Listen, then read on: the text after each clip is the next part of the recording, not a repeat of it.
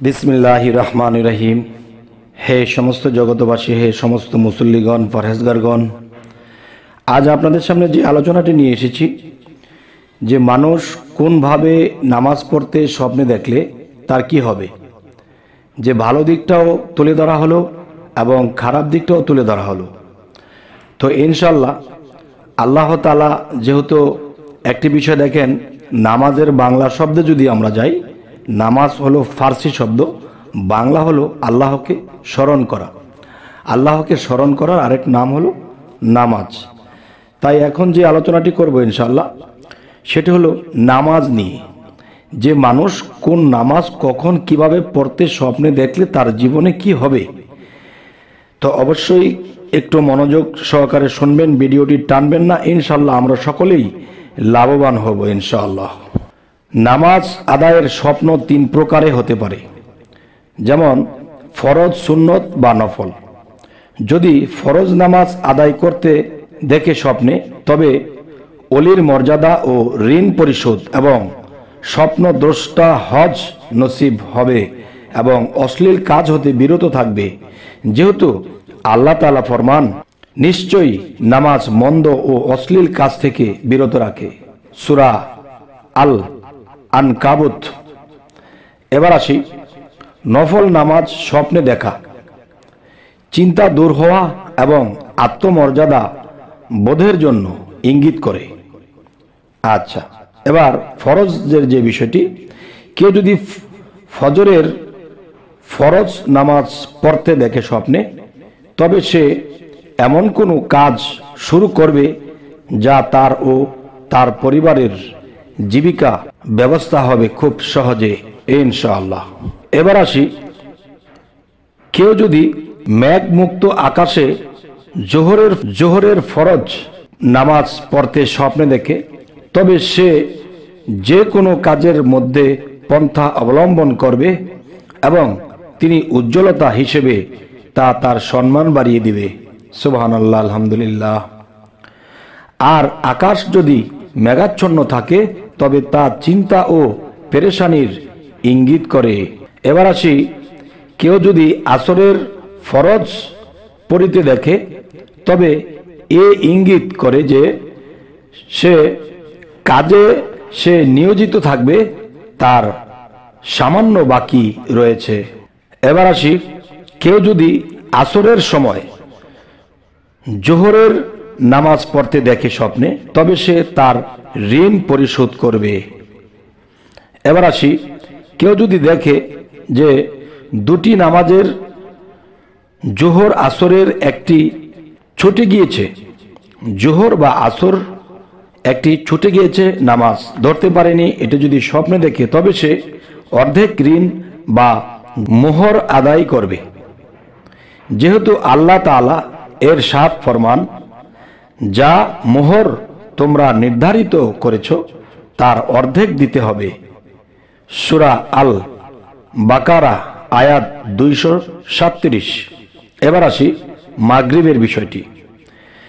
যদি কেউ মাগরিবের ফরজ পড়তে দেখে, তবে পরিবার পরিজনের যে দায়িত্ব তার উপরে রয়েছে তা পুরোপুরিভাবে আদায় করবে ইনশাআল্লাহ।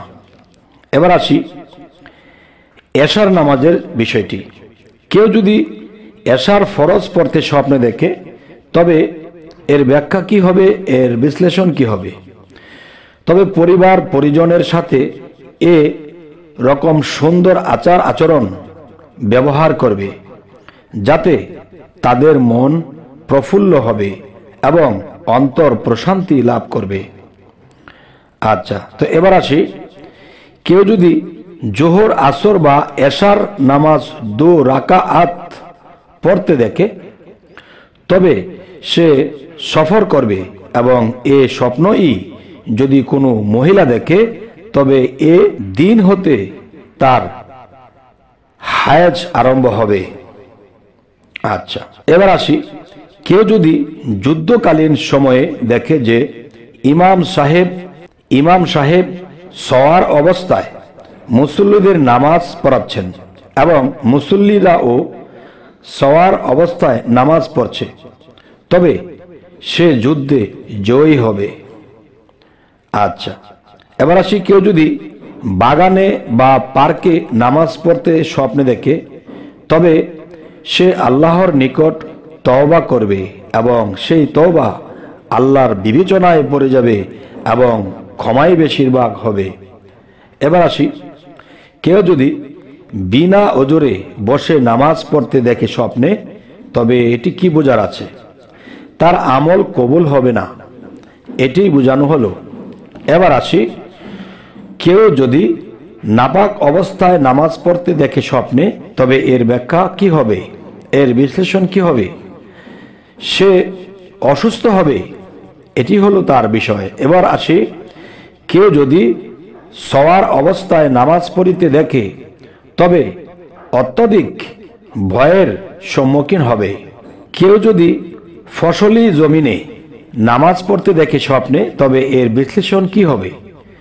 এটি হবে, তবে তার ওই জমিনের ঋণ পরিশোধ হবে যদি তিনি জমিন বিষয়ে ঋণগ্রস্ত হয়ে থাকেন।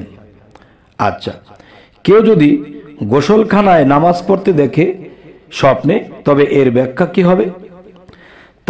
তবে তা ফাসাদের প্রতি ইঙ্গিত করে, যা সে নিজেই শুরু করেছে।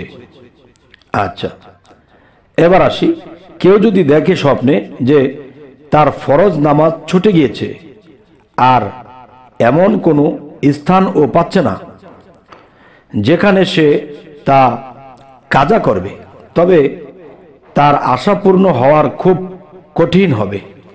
আচ্ছা, এবার আসি, কেউ যদি দেখে যে সোজা কাতারে দাঁড়িয়ে নামাজ আদায় করতেছে কিংবা সোজা কাতারে দাঁড়িয়ে জামাতের সহিত নামাজ পড়ছে, তবে তারা বেশি বেশি তসবিহ তাহলিল আদায় করবে, যেহেতু আল্লাহ তাআলা ফরমান, ফেরেশতারা অবশ্যই কাতারবদ্ধ হয়ে দাঁড়ায় এবং আল্লাহ তসবিহ আদায় করে এবং আল্লাহর তসবিহ আদায় করে। আচ্ছা, এবার আসি, কেউ যদি দেখে যে কোনো ফরজ নামাজ ছেড়ে দিয়েছে, তবে সে শরীয়তের কোনো হুকুম আহকামকে তুচ্ছ তাচ্ছিল্য করবে। হে সমস্ত জগতবাসী, আজকের যে আলোচনাটি আপনাদের সামনে করলাম, এতে আমরা কি বুঝলাম? এতে বুঝলাম যে আমাদের এই স্বপ্নের ব্যাখ্যাগুলো যদি বুঝে বুঝে চলতে পারি, ইনশাআল্লাহ আমরা শুধরে নিতে পারবো, ভুলগুলো আমাদের মধ্যেই ধরা পড়বে। আমরা যদি ভুল শুধরিয়ে পৃথিবী থেকেই যেতে পারি, তাহলে আল্লাহর কাছে আমরা কোনো অপরাধী হিসেবে উঠব না। তবে আজকের পর থেকে ইনশাআল্লাহ আমরা এই স্বপ্নের ব্যাখ্যাগুলো করে করে চলব এবং আল্লাহ কিন্তু স্বপ্নের ব্যাখ্যা করে চলার নিষেধ করেননি, বরঞ্চ এই ব্যাখ্যা বুঝে চলার মতো একজন নবী আমাদের মাঝে প্রেরণ করেছিলেন, যিনি ইউসুফ আলাইহিস সালাম। আচ্ছা, তাহলে আমরা কি করব? প্রত্যেক দিন ঘুমানোর সময় এবং ঘুম থেকে উঠে, ঘুমানোর সময় তো দেখা গেছে আল্লাহকে স্মরণ করে আল্লাহকে সিজদা করে তো ঘুমাবোই ডান কাতে, এবং ঘুম থেকে উঠে একটু চোখ বুজে একটু নীরবতা পালন করব আল্লাহকে স্মরণে এবং মনে করব আজকে কি কি দেখলাম। দেখেন, বিছনা থেকে উঠে এসে বললে হয়তো কিছুক্ষণ পরে মনে থাকবে না, হয়তো মনে থাকতেও পারে। তাই বলবো কি, যে আমরা অবশ্যই একটু খেয়াল করব যে আজকে কি কি দেখলাম এবং সেই দেখার উপরে আমরা নির্ধারণ করব। দেখুন, আমাদের এই চ্যানেলটিতে আমরা যেই স্বপ্নের ব্যাখ্যা নিয়ে আলোচনাটি করতেছি, এতে কিন্তু কোরআন ছেড়ে নয়, কোরআনকে নিয়ে। তাহলে আমরা যখন কোন নামাজে কোন অবস্থায় থাকলে আমাদের নামাজে ভুল হচ্ছে না সঠিক হচ্ছে, তা আমরা দরকার হয় এই চ্যানেলটিকে ঘেটে ঘেটে আবার দেখব যে কোন কোন জায়গায় কি বলা হয়েছে। তবে হে সমস্ত জগতবাসী, আমাদের এই চ্যানেলটি যদি আপনাদের ভালো লাগে তো অবশ্যই সাবস্ক্রাইব করে রাখুন, পরবর্তীতে যেন ভালো আলোচনা এনে দিতে পারি। তো সকলেই ভালো থাকবেন। আল্লাহ হাফিজ।